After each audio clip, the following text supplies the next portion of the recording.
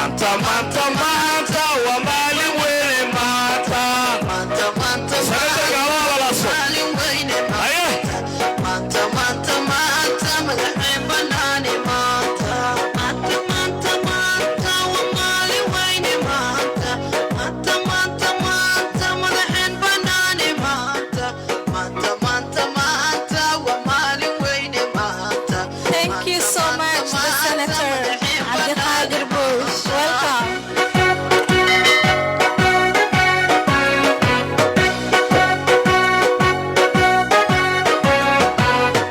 Welcome. My name is Salma Mohammed. I'm going to be welcoming you tonight. So I'm the host. So allow me to let you know the topic for tonight for the event. We are trying to promote Kenya's achievement, unity, and strengthen U.S.-Kenya relations. Welcome all. Allow me to introduce, we have in the house distinguished guests. We have our guest of honor, Mr. Abdiqaadir Bush. We have Senator Osman Enro. We do have Mr. Samuel Ngura. We do have People's Senator, as I said, Mr. Abdiqaadir Bush.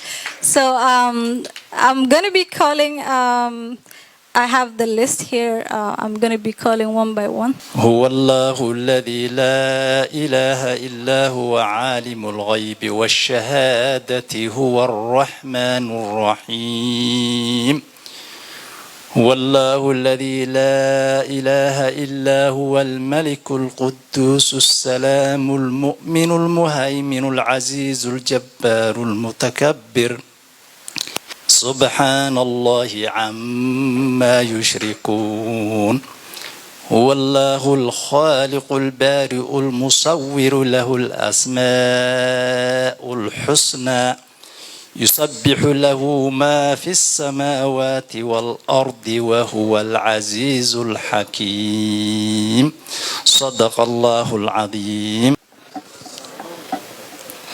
salaan kadib waxaan aad uga faraxsanahay in caawa intaan oo dad Soomaaliyeed ah, Kenyan ah, East Africa ka timid, Maraykan ah, in ay halkan ku soo dhaweynayaan People's Senator from Kenya, from Wajir, Abdiqaadir Bush. Aad baan uga faraxsanahay. Mr. Abdiqaadir Bush waa nin naga mid ah, Maraykan ah, dadkii wadankan mar hore yimid ah, deganaa gobol kamid ah gobolada Maraykanka, sida Texas, waqti badanna wadanka joogo wax ku bartay, aqoon-yahan ah, kadibna noqday oo ku noqday wadankii Kenya dhowr sano ka hor si baahida jirtay iyo dagaaladii sokeeye ee meelaha ka dhacay, xaaladihii wadanka ka socday, si uu wax ugu qabto asigoo ka faa'iideysanayo aqoontii uu ka kororsaday wadankan casriga ah ee Maraykanka. Abdiqaadir arrimahaasi uu galay waan la soconay, dagaalo badan oo ka socday oo dagaalo sokeeye ah oo Wajeer iyo meelo kala duwan ka socday uu joojiyay asigoo khibradiisa ka faa'iideysanayo. waa community leader markuu halkan joogo ahaan jiray, markuu xagga joogo community leader ahaan jiray. marka sababta hadda uu yimidna waxaa kamid ah in uu isku xiro Kenyan Diaspora and Kenyada caadiga ah wadankii in connection uu sameey bridge uu noqdo. arrimahaasi ayuu halkan u yimid. waa siyaasi loogu yeero People's Senator aad loogu jecel yahay wadanka uu ka yimid. waxaan leeyahay waxaan rabaa inaan wax yar ka yiraahdo wadanka Kenya iyo wadankan aan joogno ee Maraykanka waxyaalo waxaa jira ay common ka yihiin oo ay ugu duwan yihiin wadamada kale. tusaale ahaan wadanka Kenya wuxuu leeyahay 47 gobol oo loo yaqaan 47 counties. 47 gobol ee Kenya leedahay waxa loo sameeyay waxa waaye in la daadijiyo dadka ma aragtay baahiyahooda la daadijiyo oo maamul goboleedyo loo sameeyo. marka maamul goboleedyadaasi dadka ayaa soo doorto waxay soo doortaan wax loo yaqaan governor iyo inta kale oo la soo doorto dhamaanba dadkaasi la soo doorto shaqadoodii localka ahaa wixii caafimaadka iyo maartay waxa soo dhan ay ka shaqeeyaan iyo wax walba oo local ah laakiin dawladda dhexe ee Kenya ayaa ammaanka wadanka shaqo ku leh dadka la soo doortay oo governorska loo yaqaano wax national maartay security iyo arrimahaas ayaa loo dirsado local issues iyo arrimahaas ayaa loo dirsadaa runtii arrimahaasi waa arrimo u baahan runtii in wadamada kale ee Afrika ay kaga daydaan oo ay sida ay Kenya wax u maamulato iyo maartay sida ay kala dambeyn u leedahay runtii waxa jeclaan lahaa in wadamo badan oo adduunka ay ka maartay ay ku daydaan waxaan rabaa inaan micnaha hal arrin ka dhawaajiyo waxyaalaha ay ka sameeyeen yihiin waxa kamid ah Mareykanka iyo Kenya waxa kamid ah qofka Kenyanka ah sida dhaqanka ah meel kasta oo ka yimaado iyo gobol walba oo ka yimaado qofka Kenyanka ah wuxuu ku noolaan karaa tuulada ugu yar ee Kenya ugu shishaysa wuxuu ka furan karaa ganacsi oo macnaha wuxuu ka soo gali karaa siyaasadda uu ka tartami karaa ayadoon la fiirinaynin dadkiisa inta uma badna wuxuu yahay xaaladahaas oo ayadoon loo eegaynin baaladka iyo codka wixii lagu kala helo ayaa Kenya wax lagu kala qaataa taasna wadamo badan oo Afrika ah way kaga duwan tahay wadankan Mareykanka oo hadda anaga aan joogno runtii waa taas iyo wax ka sii weyn ayuu leeyahay tusaale ahaan aniga hadda waxaan deganahay magaalada Minneapolis meel u dhow waxaan deganahay xaafad baan deganahay kaligay ayaa wax Soomaali ah ama Kenyan ama Soomaalida ama Afrikaan ba ka degan dadka igu wareegsan oo dhan waa dad cadcadaan ah amaan iyo nabadgelyo ku noolnahay sidaas ayaa runtii ayaan rabaa in aan ma aragtay ugu baaqo dadka Afrikaanka ah isla noolaashada iyo wadajirka inay ugu daydaan wadamada Mareykanka iyo Kenya waxa kale oo rabaa inaan yiraahdo Abdulqaadir arrimaha uu yimid waxa kamid ah in ma aragtay siyaasadda Kenya iyo siyaasadda Mareykanka oo runtii qaangaar ah in uu macnaha ku faafiyo dadka dhan oo macnaha wadamada deriska ah ama Afrikada la deriska ah oo dhan si ammaankii iyo ma aragtay wax walba wax loogu qabto aad baan ugu faraxsanahay runtii inuu caawa senatorka nala joogo People Senator asaa kulli hadli doono oo ma aragtay arrimaha uu yimid iyo xaaladda kulli ka hadli doono laakiin aad baan ugu faraxsanahay intaan oo dad inay ka soo qayb galaan xafladan waan idin salaamayaa wassalaamu calaykum waraxmatullaahi wabarakaatuh aad iyo aad horta waxaan u mahadinayaa dadka soo qaban qaabaya xafladan quruxda badan oo loo baahnaa in mar hore ay dhacdo marka labaad waxaan soo dhaweynayaa walaalkay Cabduqaadir Durow معدير عبد القادر بوش أنا جاي بوش إلا مدة 8 سنة أيان سنقيني دور مر تلفوني يوم حوها إن سكول دافسني شيكوين مرن كين جوجي مرن هلك جوجا بقى إن كل واحد كوا قان ننكرتب بدن هول بدن وأن دالين أدنى وجعل صومالي نمضى مركز تو يمادنا وحكود دالا صومالي ملكستا يكتماد in ma aragtay ama Mareykan ha joogto ama Kenya ha joogtee waxay xuquuq ay leedahay in Soomaalida ay helaan intaan hadda meesha joogto waxaan u malaynayaa 90% fikrad waa ka haysanaa Kenya ama waa soo maray ama waa ku nooleen ama vacation aan u tagnay markii ugu horeysay aan arkayo Garissa Lodge 94 iyo maanta meesha Garissa Lodge ay joogto Martin Slee sida ay tahay sida uu kala duwan tahay waa garan kartaan aan filayaa arrinkaasi waxay ku timid labadii Soomaaliyeed ee Kenya iyo Somali Federal Republic dadkii ka soo tagay ama qaxootinimada ku yimaadaan ama ganacsiga ku yimaadeen ee u soo guuray meeshan isdhaxgalkoodii maanta waxay keentay magaalada xaafadda la yiraahdo Slee ee ka tirsan Nairobi inay noqoto meesha ugu cashuurta bixin badan dhaqaalaha ugu badan ee Soomaaliya uu joogo qof Soomaaliyeed markuu meeshii yimaadana uu dareemayo oo Soomaaliya ka yimaad oo Kenya yimaad oo Slee tago dareemayo in wadankiisa labaad uu joogo arrinka Soomaalinimada marka waa very very important isdhaxgalka ama joog Kenya ama joog Ethiopia ama joog muxuu ahay Djibouti ama Soomaali weynta kala joog isdhaxgalkaasi iyo isku milinkaasi xagga dhaqaalaha iyo xagga bulshada iyo thaqaafadda iyo culture-ka aad iyo aad muhiim wuxuu ugu yahay horukaca qowmiyadda Soomaaliyeed ninka aan isdhihi karo runtii markaan u hadlo arrinkaasi waa ka bixi karaa isu soo jiiditaanka noocaas ee ummadda Soomaaliyeed meesha rabta ha joogto ee ka bilaabmaysa halkan Maraykan inuu yahay Senator Cabdiqaadir Bush hadalka kuma sii dheeraynayo asaga inoo warrami doona laakiin asaga iyo ninka kale saaxiibkii ag fadhiya ee ka socda muxuu ahay Kenyan Embassy in DC Mr. Samuel Ngora waxaan ugu fadhinaa maadaama inteenan maalin kastaba aan ku xirannahay Kenya in Minnesota ay noogu furaan qonsuliyad ay leedahay Jamhuuriyadda Kenya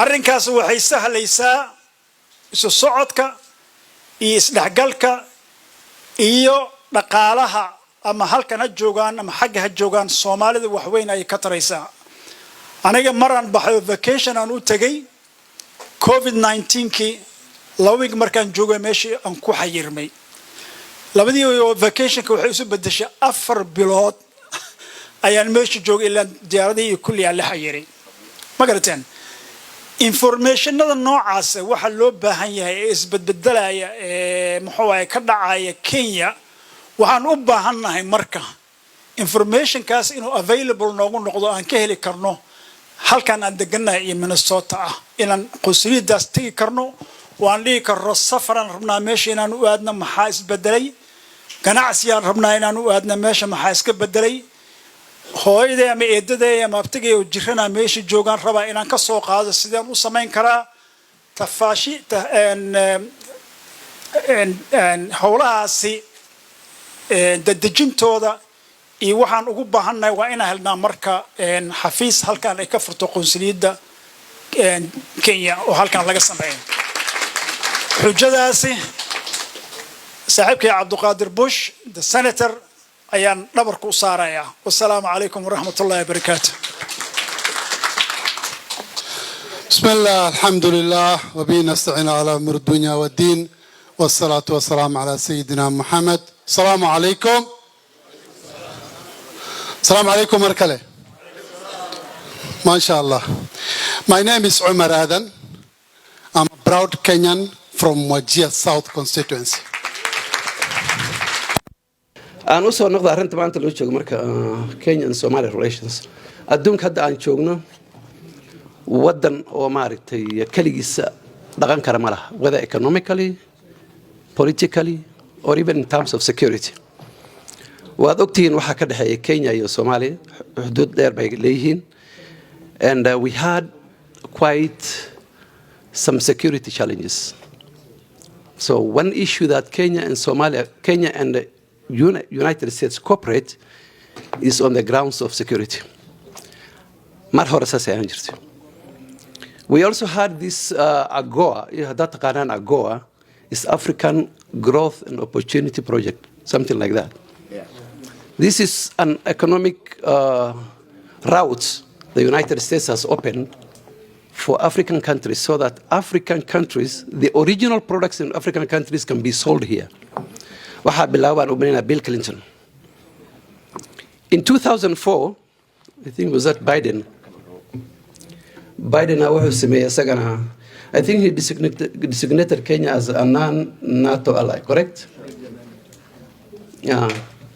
Non-NATO ally waxaa la dhahaa dadka NATO aan ku jirin laakiin haddana ay maaragtay ay halqabsi ay leeyihiin qadara ku jirta taa. All those things are now under challenge since Trump came to office. I hope you know that.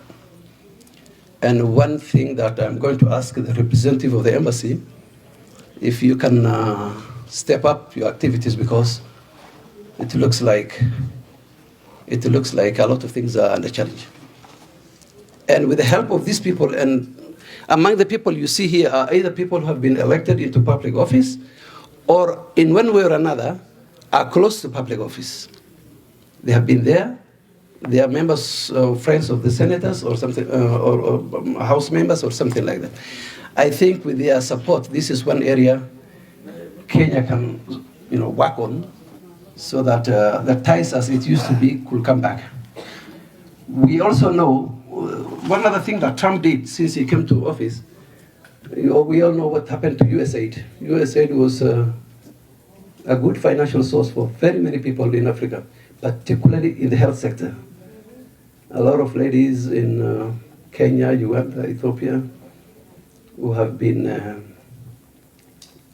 unfortunately affected with AIDS and some other diseases. Most of the funds that were being used to treat this, to at least to buy them some medication, the source of funds was USAID. And once Trump came into office, he just burned bridges. These people are now at least desperate, and they need assistance. Marka, I don't want to take a long time. This is not a political event. I wish my friend a very, I know it will come 2027, you will be in the field, and that will have its time. And I hope the very best. He has tried last time, and I hope this time is going to be good. There is a reason why he's called the People's Senator, because regardless of whether he was elected or not, he had known that the people have recognized your efforts in there. So that's one thing about it. Lastly, every member here is a representative of his place of origin. That is either in Kenya or Somalia. waddan kan waa waddan adduunka oo dhan rabaan inay relations la samaystaan hadday tahay mid dhaqaala mise hadday tahay mid siyaasa aayaddan waxay sheegaysaa watilka ayaamu nudaawiluhaa bayna annaas way wareegaysaa adduunka mar aduu gacantaada ku jira mar hebel kale gacantiis ku jira. We had the British Empire, we had the Roman Empire, this now is almost becoming the American Empire. Kenya hadda wax yar oo dhibaatada lagu haya Mareykanka uu farta u gelinayo waxaa waaye, why does Kenya have a relation with China? Since 2013, maybe 2010, the entire Africa or the entire Middle East was looking towards the East. Western countries wax yar waxaad moodaa in maaragta economic system kooda laga dadka oo dhan waxay aadeen China. A lot of African countries have had good relations with the Chinese. So somehow America thinks, okay, the world is abandoning them, is going to China, all that kind of stuff. We also have those challenges. If Kenya, of all countries, can have that kind of relation with the United States, you can imagine other countries what Americans can do, because Kenya was a very good base for the British and the US for a long, long time. If the United States can challenge America like that, you can imagine what they can do to other countries. Marka, we are all ambassadors of our countries. There is a need for us to cooperate with the embassies. Sometimes the embassies face challenges to get to know or to get to see members of Congress. For example, if the Kenyan ambassador, although officially he can meet a government representative, but sometimes he may find somebody's hand to get to a senator more often than the official channel. So everybody here is a representative of his country. Everybody here is as an ambassador of his country. So let's cooperate together. Let's strengthen the relations between Kenya or African countries and the United States. This is my message. Thank you all. Caawa howlkan oo aan rabnay inaan kusoo dhaweyno walaalkeen Senator Bush waxaa rabnaa ulajeedadu leeyahay insha Allah wixii aan ka qaban karno inaan uga qabano oo aan ku garab galno wixii uu yimid. Caawa waxaan leenahay kusoo dhawow jaariyadan quruxda badan ee reer Minneasota. Marka insha Allah waqtiga oo gaaban awgiis Senator adiga iyo ninka kula socdo asagana ka socdo safaaradda embassiga waxaan leeyahay kulligiin kusoo dhawaada, waana mahadsantihiin sida sharafta leh aad noogu timideen. gacan furan iyo qalbi furan kusoo dhawaada, waan idin garab taagannahay insha Allah. nin aad u hanweyn baa tahay, waxaan rajaynaynaa next ruutu markuu kusoo noqdo kursiga inuu kaa dhigto madaxweyne ku-xigeen hadduu ilaahay raaxo. Assalaamu calaykum. Ladies and gentlemen, distinguished guests, brothers and sisters. Assalamu alaikum wa rahmatullahi wa barakatuh. Tonight, we gather here in the beautiful Minneapolis, Minnesota, with a great excitement and deep honor as we welcome our distinguished leader from Kenya, People's Senator Abdulkadir Bush. Welcome to Minnesota. People's Senator, we are proud to have you among us. Welcome to Minnesota, the home of vibrant, hardworking, and united Somali Kenya and American community. Tonight is more than a welcome. It is a celebration of a progress, unity, and renewed hope, and hoping the future of Kenya and East Africa. Allow me to recognize the visionary leadership of His Excellency President William Samoei Ruto and his administration. Under his guidance, Kenya had made historical progress toward inclusion and equality.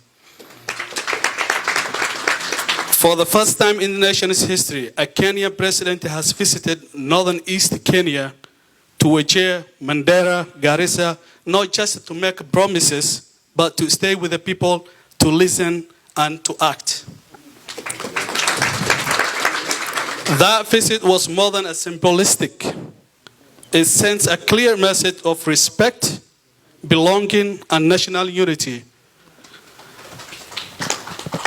For decades, the northern East region felt marginalized and overlooked. But today, northeast Kenya feels seen, valued, connected to the heart of Kenya like never before.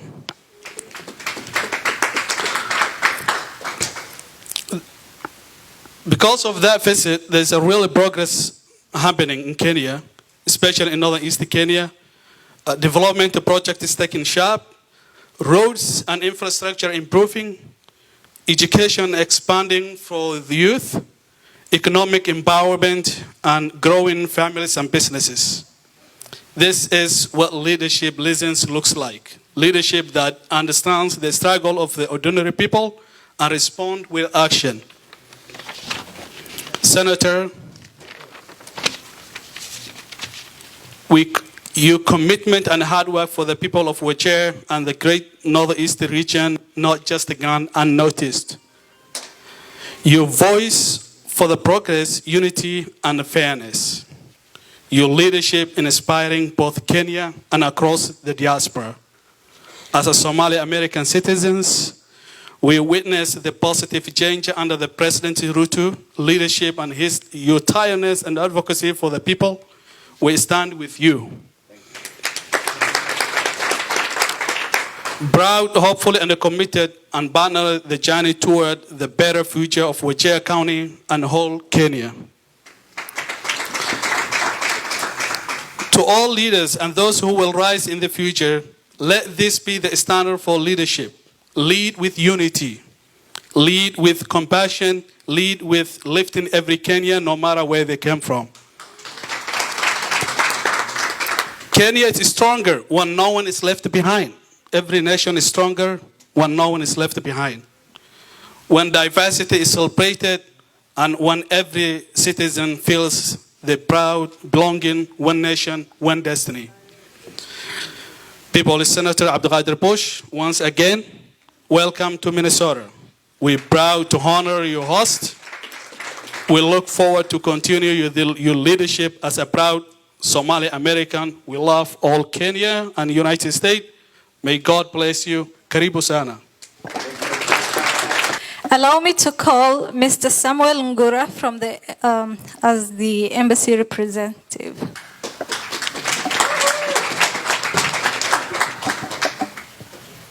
Hamjamboni. Habari ya jioni. My name is Samuel Ngura. I'm a first secretary at the embassy, Kenya Embassy, Washington, D.C. I arrived here in May this year. And this is my second diaspora event, but the first one that I'm speaking on behalf of the ambassador. Thank you so much for the hospitality. You made me feel home. If you don't feel like going back, can we do it? Yes, right from, I'm so happy I've seen the Kenyan diaspora that are in good offices here, and the speakers who just spoke before me, the message that they have said, wow, so splendid. And we are doing the way he said about us being ambassadors. Everyone is an ambassador of Kenya to this place. So it's good that we help each other to make our country proud. I'm really proud. I'm taking this message back to our ambassador, and I will tell him the diaspora that I met in Minneapolis, Minnesota. Wow, they're splendid. Thank you so much. Now, kindly let me read his speech, because he was to be here, but he had committed to other prior engagements. It was also another diaspora event, so we had to help each other. Yes. Ladies and gentlemen, diaspora leaders, businessmen around, friends of Kenya and Africa, good evening.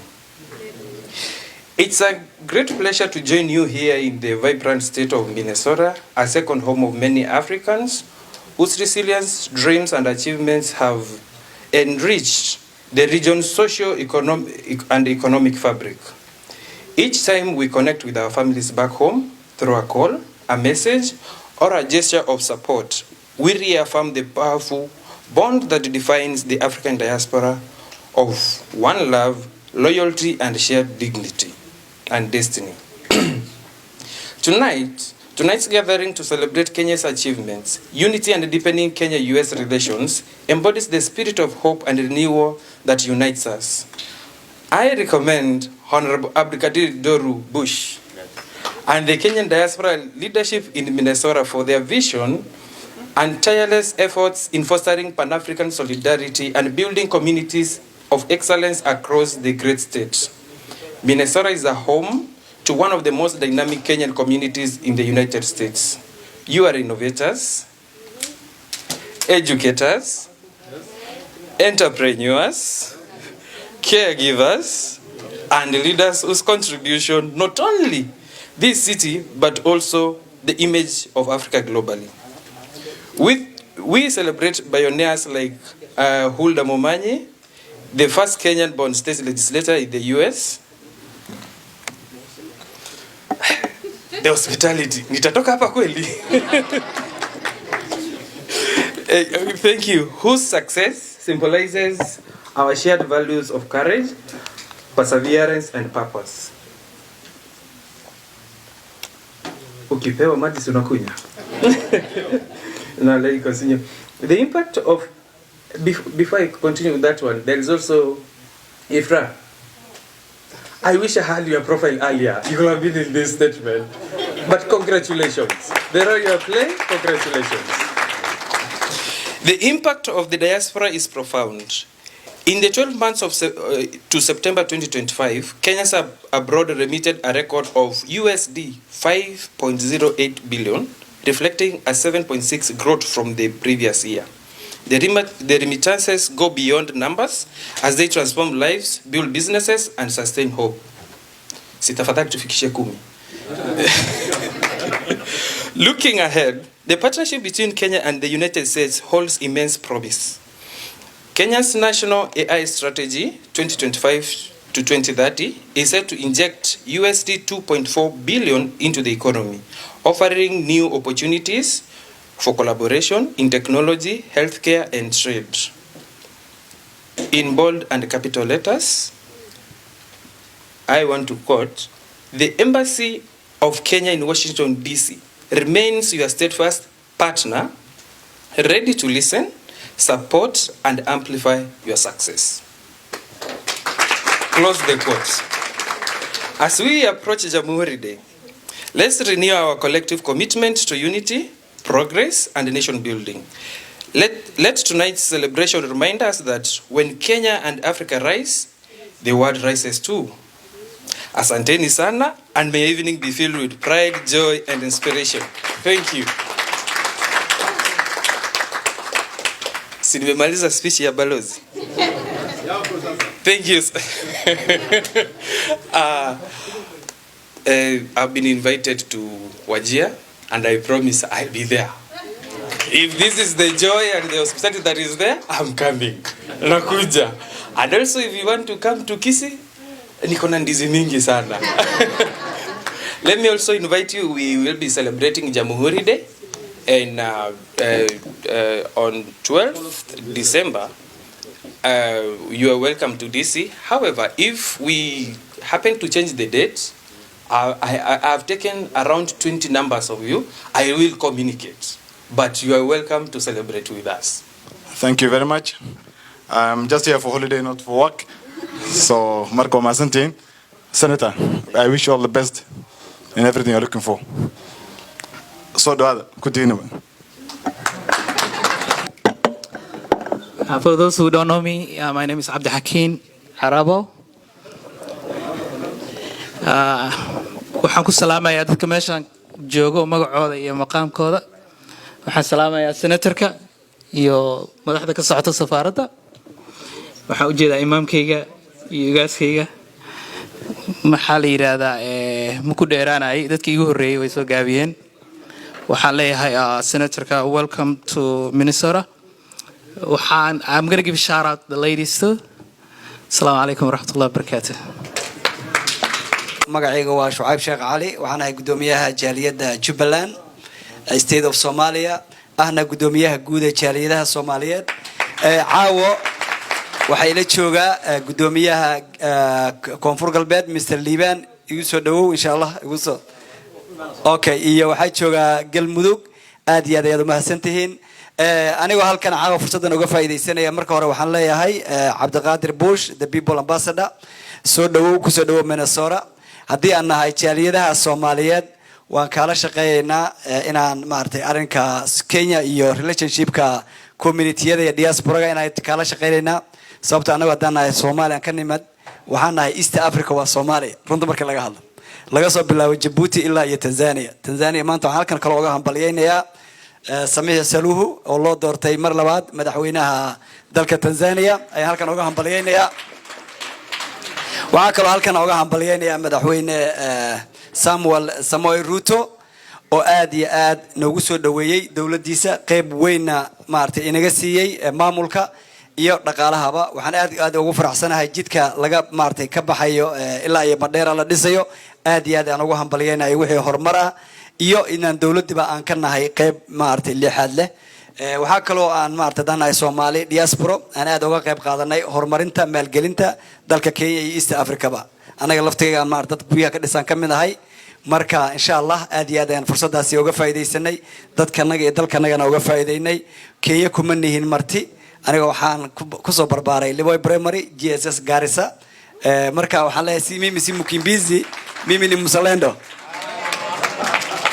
asanteni Soomaaliga waan dhaway dhowr iyo 20 sano ayaan dalkan joogay marka waan iska iloobay marka waxaan leeyahay Soomaalida Caawa halka ka soo qayb gashay aad iyo aad ayaad u mahadsantihiin dhamaantiinba waxaan leenahay Mr. Bush shaqadaada hayso shaqada qaran waa kugu garab taaganahay insha Allah waana kala shaqeeynaa in ay arrinka ay suurta gasho anigoo fursadan ka faa'iideysanay waxaan also need to ask the assistant ambassador or secretary of the Kenyan embassy Mr. Samuel we need visa on arrival we are American and also we need that because I remember my cousin flight was cancelled before yesterday because she did not have a Kenyan visa so she was American citizen so we need visa on arrival we don't need an application or somebody cancel his flight so please take that note as a diaspora our first request is to have a consulate in Minneapolis we really appreciate since we hold East Africa communities so we need the embassy at least open in Minneapolis, Minnesota. We will welcome that. And also we need a visa on arrival. aad iyo aad ayaan maartay u soo mahadsantiin time-ko yar waxaan leeyahay dhammaan soo dhawaada mid labaad waxaan leenahay madaxweyne Ruto waa 2 terms waa taageerina arkaas aad baa u taageerina as a Somali community leader we support Mr. Ruto should be elected 2 term thank you very much thank you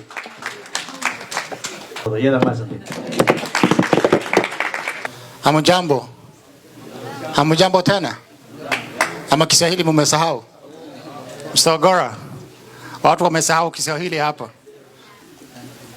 Ogora watu wamesahau Kiswahili, tunataka Kiswahili fungulia hapa watu wafunze. Sindio? So, first and foremost, I am delighted to be here today. It's a great event, beautiful event. And I want to thank those who have organized this great event. So thank you very much for doing that.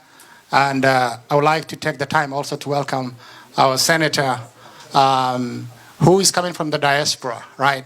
He's so different. We have seen so many candidates come here. We give them an endorsement. And when they go over there, they turn their backs on us. This is a homegrown candidate. And this is a different candidate in such aspect because he have seen what public service is, a true public service is in here, and he's going to take that mindset up down there in Kenya, in Wajir County, and he is going to influence the mindset of the people of Wajir and the Kenya in general so that we can get a true public service and service delivery in Kenya. Because the problem we have in Kenya and back home, we always play the victim game. We don't have this, we don't have that. We can't always be victims. We have to fend for ourselves and be self-reliant for ourselves. And until and unless we do that, we will never go anywhere. And Bonnie Senator, my honorable Senator, what we want to send you with is our people, we should instill in the minds of our people how to fend for themselves and how to be self-reliant. And that is what the definition was supposed to do for the people of Kenya. And unfortunately, what has happened, especially in northern Kenya, is terrible. It has become an employment for a few people instead of serving the public who are in dire need. And we have a lot of hopes in you, high hopes, because we know you can make changes up there. I'm going to switch to Somali. Walaalayaal. Kenya devolution markay qaadatay waxay ahayd awal hore waxaan dhihi jirnay all the resources. Somali baan ahamihi Somali maxaa la? I'm a Kenyan. I'm a Somali. I'm an American. And I'm proud of everything. So, Kenya markii devolutionkii intuusan dhicin waxaa la dhihi jiray, when a senator, you all know this, the resources were concentrated at the national government. Waxaan dhihi jirnay anaga wax ma helno waa in la gacan bixiyay. So saas ma? Shakeer baa idin sheegay wiil iyo gabar baa walaalaha wax la isku dari jiray cunto. Wiilka marka wuxuu ahaa mid miskiin ah, cuntada aayar buu cunaa. gabarina waxay bahali baaxad ah. gabdhaha qiimaha badan ee ma aragtay boqolkii geela laga bixi. wiilkii marka asagoon bilaabinbo way ka laacay cuntadii. saaxiibkan maalin walba wuu ooynahay wuxuu leeyahay way iga dhamaysatay. maalin daba loo kala riday marka waxaa la yiri in karqabahan uu gacan gale bal asagana wax baa loo riday sooma saxankiisa la siiyay yana saxankeeda la siiyay. saaxiibtan wuu fiirinaya asaga ayru iska qad qaadanaya moogta intuu qad qaadanaya saxankeedii bay leeftay. wuu fiiriyay marka wuxuu yiri saxankeedu wuu sii socdaa moogta aday ku soo socotaa.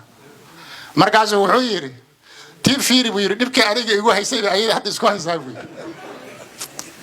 anaga dhibkii aan dhihi jirnay waana lagu hayaa national government anaga hadda isku hayna. xoolihiina loo keenay waxay noqotay dad yar inay isticmaalaan dadka qaraabada ay employ gareeyaan contract dadka ay siiyaan they make their circle of corruption and it has become an employment dadkiina way baahan yihiin weli. annaga haddaana isbedelin oo aanan noqonin dad cadaaladda ka shaqeeyo wax aan samaynayna weliga ma laha. because Allah subhanahu wa ta'ala wuxuu leeyahay inna Allah la yughayyiru ma biqawmin hatta yughayyiru ma bi anfusihim. ummad isma bedelaysa xaaladeeda ilaa iyaga isbedelaan. it has to be an ingrown something that we can do ourselves. otherwise maalin walba gacanta maan taagana ilaa qiyaamaha laga gaaro masage halkan laga sameeyo ama meel kale laga soo sameeyo oo dixiro gale yaa waxaan leenahay loo soo diro xoolihina waan haysanaa. how is it possible that one person who is related to either the governor or the senator, whoever is there, can be a multi-millionaire in a span of few months when the people do not have even water supply? How is that possible? Yani it's unimaginable. Mark Senator, you'll be the voice of the people of Wajir County. And I'm also from Wajir County, by the way. I'm not just from Garissa County. I grew up in a place called Saboli. Anyone know Saboli? It's in Wajir County, and it's in Hawazwena sub-county, right? Yes. Amaran wuxuu dhahay Hawazwena aan ka imaado. Anigana Saboli baan ka imaado. And so I have a lot of voters there. I will tell them that the person who is the right person for you guys, who will make sure that he gives you the leadership that you desperately need, is going to be Honorable Abdiqaadir.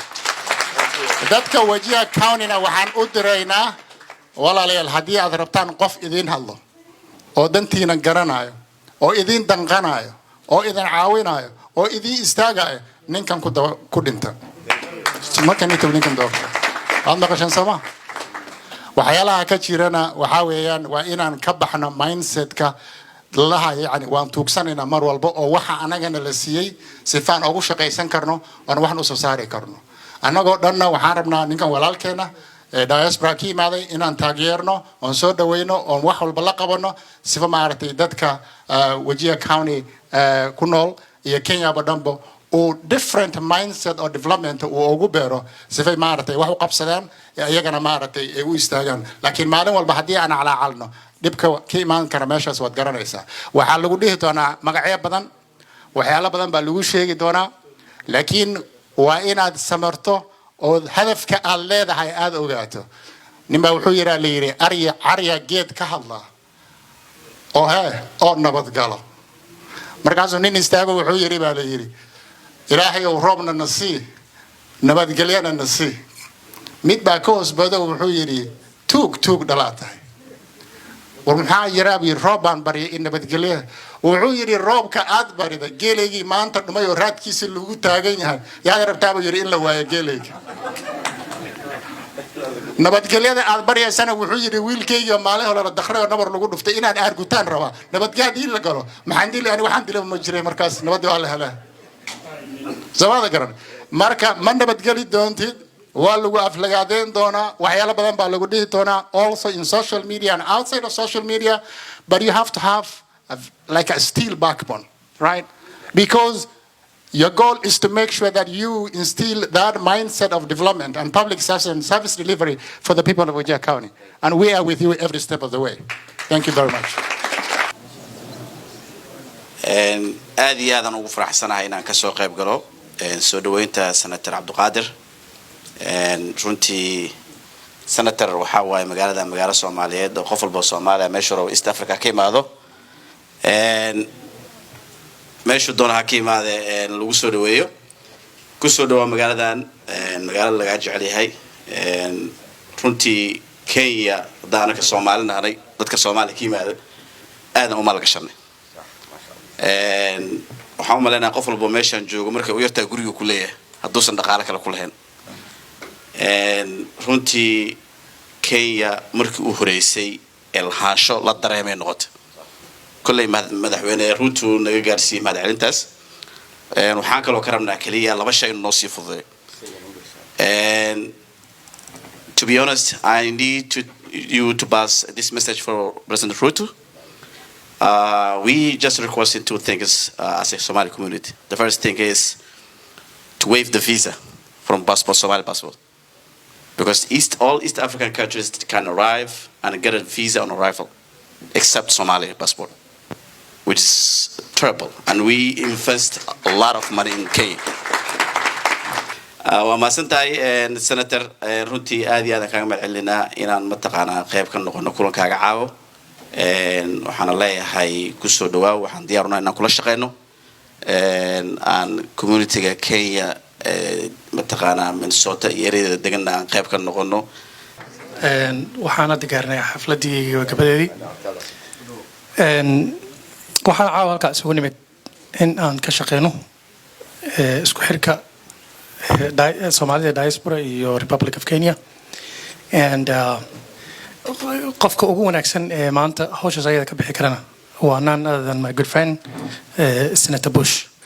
مرة كنا هذا البدن عن العضو spotlight كقاعدة سنتركا وحير إنجليزا كتوريا. Ladies and gentlemen, distinguished guests, we gather here tonight to reaffirm the need to bridge the gap between the Kenyan diaspora and the Republic of Kenya. And in doing so, no one just comes to my mind better than the people's senator, who I believe is the right man for the job. So without further ado, distinguished guests again, I want you to stand up, put your hands together in welcoming the one and only, the people's senator, Mr. Abdelkader Duro Bush. maanta waxaan ku faraxsanahay inaan hortiina joogo oo in la hadlo horta af Soomaaliya ku hadli doonaa af Ingiriisi Kenya way dambeyn doonaa sax ma tahay nin kasta oo luqadiisu horeysa waay you ambassador representative every time you gather in the Mr. name Samuel, of Kenya, I think you'll excuse me remind to us speak Somali the language world that we live on different continents, but we're united. أصحاب بدن وصاحبة يا ماشي شوكتا دادان هروي أغيني داد هرو هادان بطي حان هدانو سيجعل هاي إنا وحلوها نكالي هذا محمد علي I recognize him. Muhammad Ali does American peace program and I want him to do some peace program in Kenya and in Somalia both. I hope you understand, Muhammad.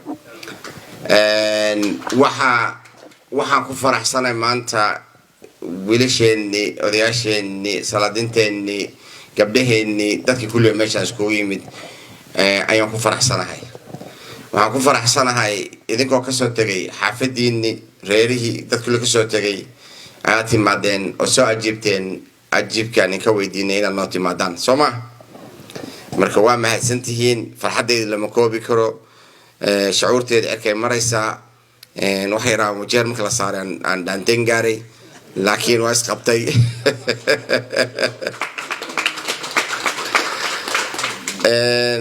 anigu waxaan ahay horta sidoo tatarka sheegay si fiican u hadlay maalintii cabdi dhaqan oo joogay deputy governor waan saragnay si fiican u hadlay ray badan ka qaatay waa runtiis anigu waxaan ahay nin idinka ka mid ah anigu waxaan ahay nin idinka ka tirsan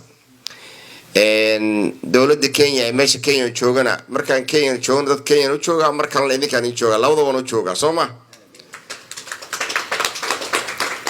howlgalkay kuma xirno Kenya kaliya howlgalkay wuxuu ku xiran yahay what can we do for our people in Africa or East Africa or Horn of Africa Soomaa marka Caawa waxay ahayd Pan African meeting in ay ka soo wada qayb galaan all the communities around laakiin waa mahadsantiin inta timid howlka inuu buuxsamo doono moon la ku buuxsamay I'm grateful and very grateful to all of you guys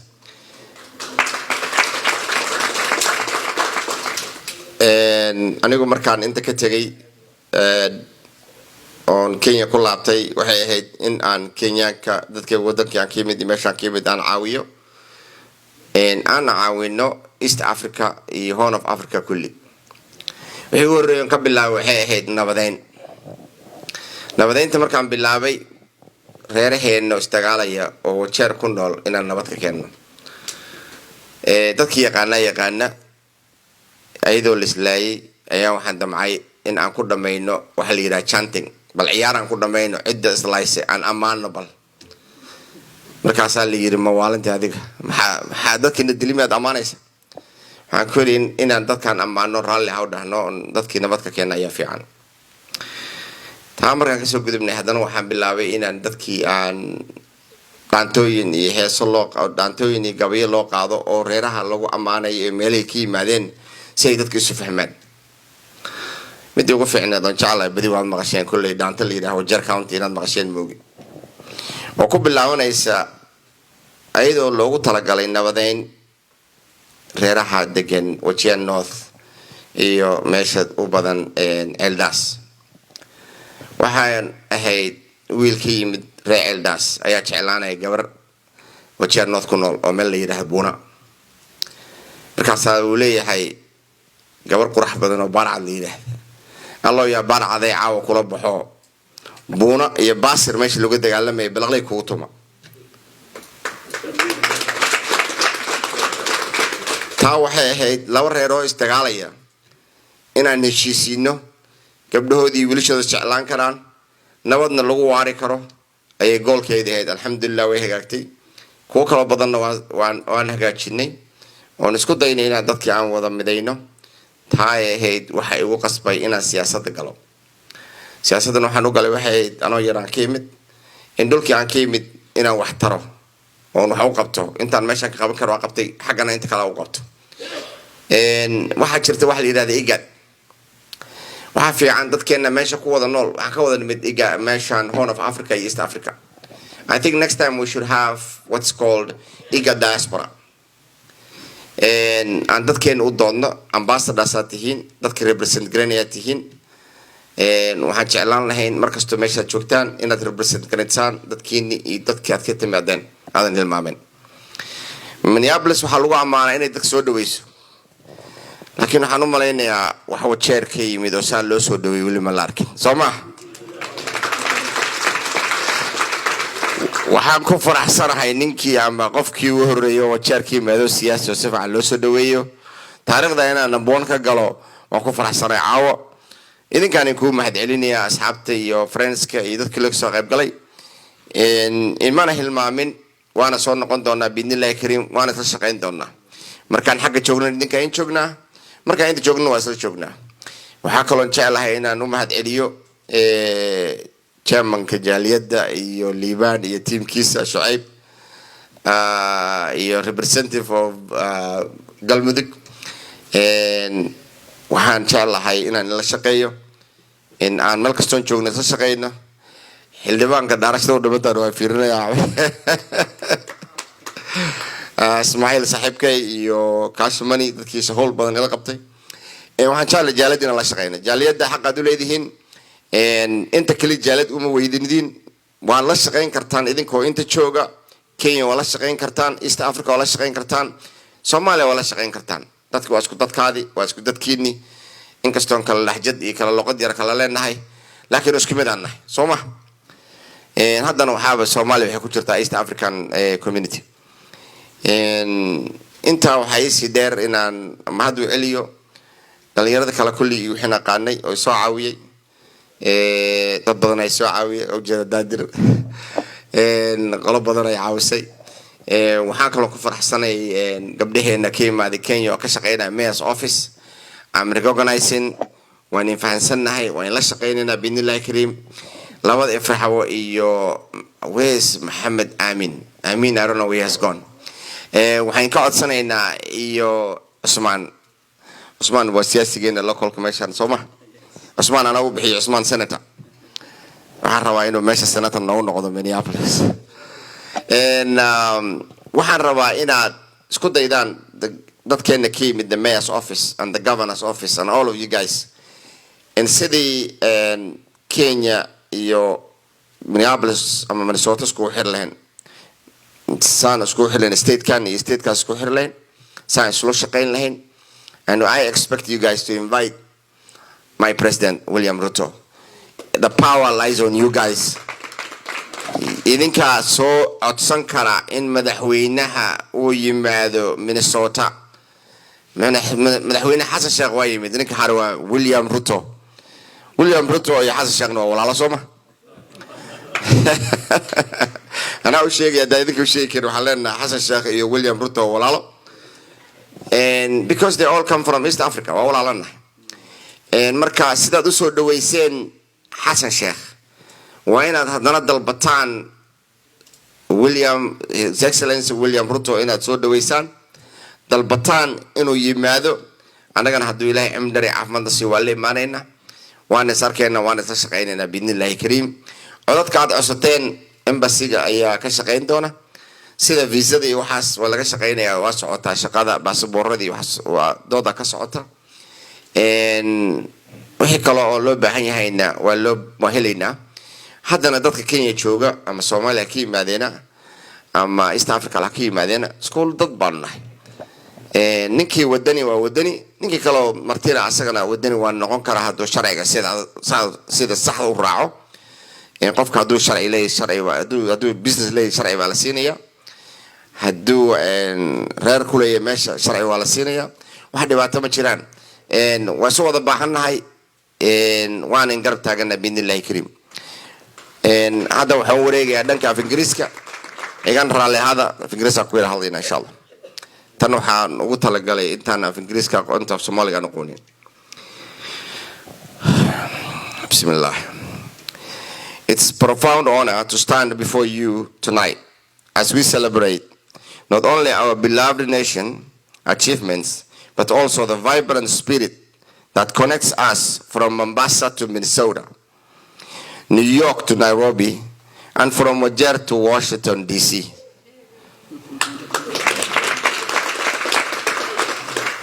Over the years, Kenya has shown the world that resilience, innovations, unity can achieve, what unity can achieve. We have become a Silicon Valley, a hub for creativity and technology, where ideas like M-Pesa have defined how the world thinks about financial inclusion. You, the Kenyan diasporas and the East African diasporas, are part of this story. You are our ambassadors building bridges and representing the best of who we are.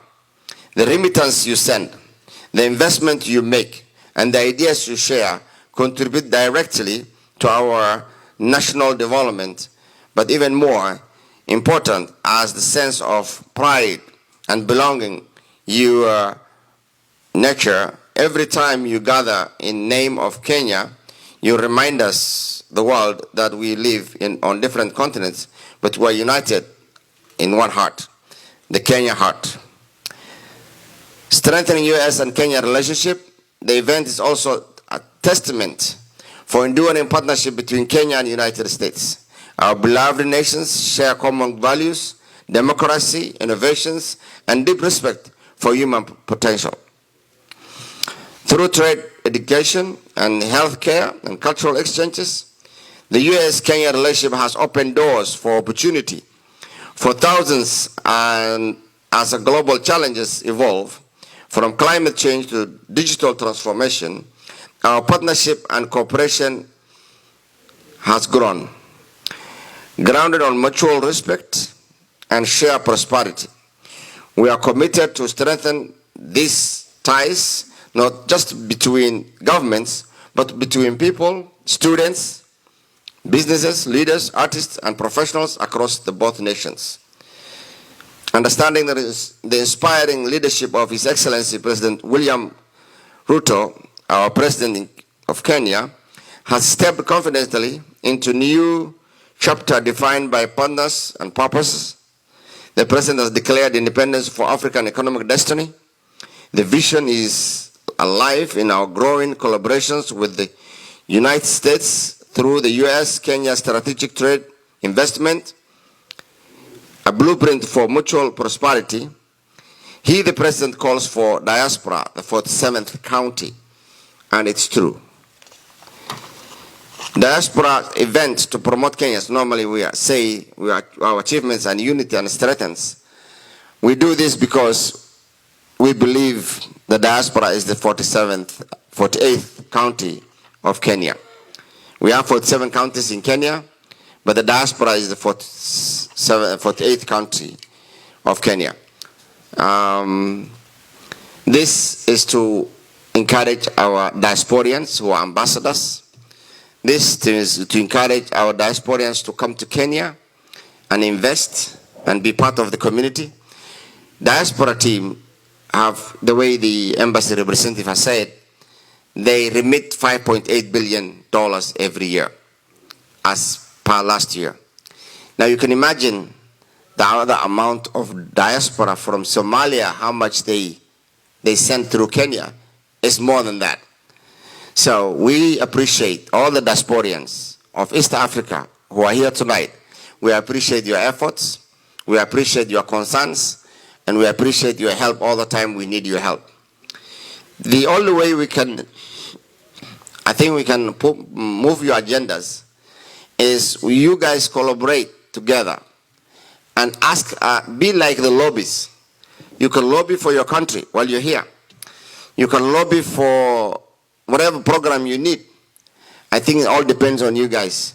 It's not about, I come from a small town called Wajer, or I come from somewhere else. But I believe if all of you guys put your hands together and your mindset, you can change a lot. You can demand your government, United States of America, to help or to increase whatever you guys need for people who are suffering or people they need to help. We can also assist each other by giving scholarships and encouraging innovations that go on in Africa. Kenya is a hub, and we're doing good. We are part of the East African community. We are part of the IGAD. I would like you guys to encourage so we can have something called IGAD Diaspora. Just the way they have IGAD governments, we can have IGAD Diaspora that lobbies for the citizens of East Africa and half Africa. For that, I will encourage everybody not to be only belonging to one country, but we all belong together in East Africa and Horn of Africa. For all those who have come from Minneapolis, for those who have traveled from Dallas, like Osman, for those who have traveled all the way from New York, those who have traveled from the local states around here, because of this function, I highly appreciate your concern. I highly appreciate you coming here and supporting our programs. And inshallah, if God willing, we will come back, and the ambassador himself will be coming also. And now, I want you to take this one home, that you have a senator who will be people's senator, who will be caring about you when you come to Kenya. You will be having a people's senator who will care about you when you come to Horn of Africa. You'll be having a senator who cares and who will stand up and answer your calls at 3 a.m. whatever part of Horn of Africa you are. Because I come from here, I understand what goes around. And I know what you guys go through when you come to those areas. I will not turn my back on you guys at any cost. You know, you can challenge me anytime. And I agree, whether you see me in a coffee shop, when you see me in the streets, you can challenge me. Once I get into that seat, I can guarantee you got your way in. Is that good? So I appreciate and I very much understand you guys have taken your time to come from your families.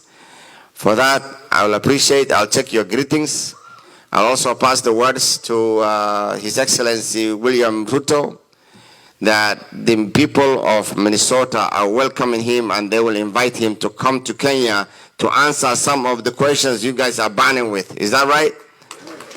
So he will be coming here and he will answer most of your questions, God willing. And for that, I'll tell God bless America, God bless Kenya, God bless you guys all. Assalamu alaikum, magacayga waa Nuur Cilmi oo ku magac dheer Xaaji Kaash. Halkan waxaan u joognaa eventiga oo Band of Africa event ah. Aan ku soo dhaweynayno one of my brother Abdiqaadir Duro Bush. Xafladan waxay ku dhacday magaalada waxay ka dhacday Minneapolis and Minnesota. Waa xaflad mataqaan loogu talagalay maartaqaan dhalinyarada magaaladan ku nool. Marka waxaan leeyahay xaflad wanaagsan. My name is Khazali Abdullahi, a communication strategist and a political analyst. We have gathered today for an event to promote the diaspora's, a Pan-African event, to promote the diaspora's contributions, unity, and the Kenyan relations achievements so far. The event was geared or was held by Abdiqaadir Bush Duro, who was at the forefront and who's always at the forefront of building bridges between the Kenya and US relations. Today, the event underscored the contributions of the diaspora in Kenya and East Africa as a region. And it has tapped on pertinent issues ranging from the impactful contributions and the investments the diasporas make in Kenya. Assalamu alaikum warahmatullahi wabarakatuh. Magacayga waa Axmed Yuusuf. Eventiga wallahi caawada waa event muhiim ah. Wax badan ugu hadalnay. So waa soo dhaweynayna senatarka welcome to Minnesota Senator. Inshallah, waan isla wada shaqayn doonaa. Thank you so much.